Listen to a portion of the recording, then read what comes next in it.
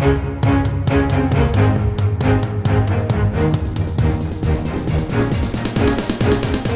is the Washington Times front page for Thursday, June 24th, 2021. Thanks for joining us. I'm George Gerbo.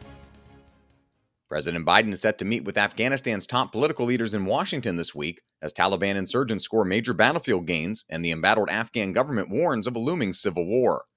Ben Wolfgang reports Afghan President Ashraf Ghani and Abdullah Abdullah, who chairs Afghanistan's High Council for National Reconciliation and is leading government negotiations with the Taliban, will visit the White House for a meeting the administration says is designed to highlight the enduring partnership between the nations.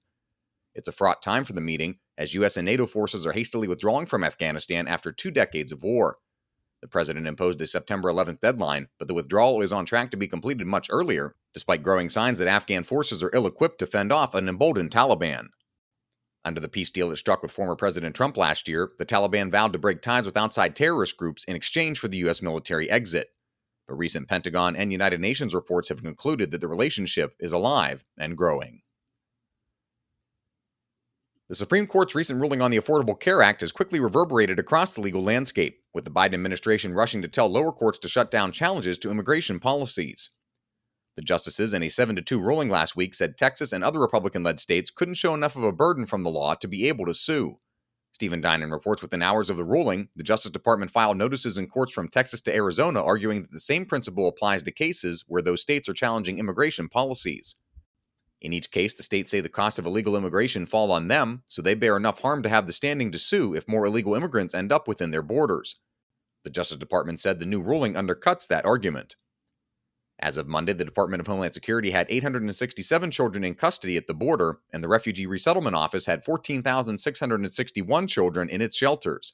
That's a major improvement from the end of March, where nearly 6,000 children were being held at the border, and from early May, when more than 22,000 children were held in refugee resettlement shelters.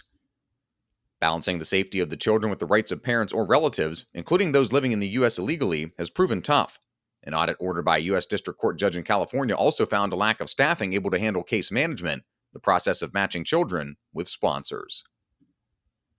A reminder that you can find all these stories at WashingtonTimes.com/front page. Don't have access to the Times yet? Visit WashingtonTimes.com/George and get 25% off your annual subscription.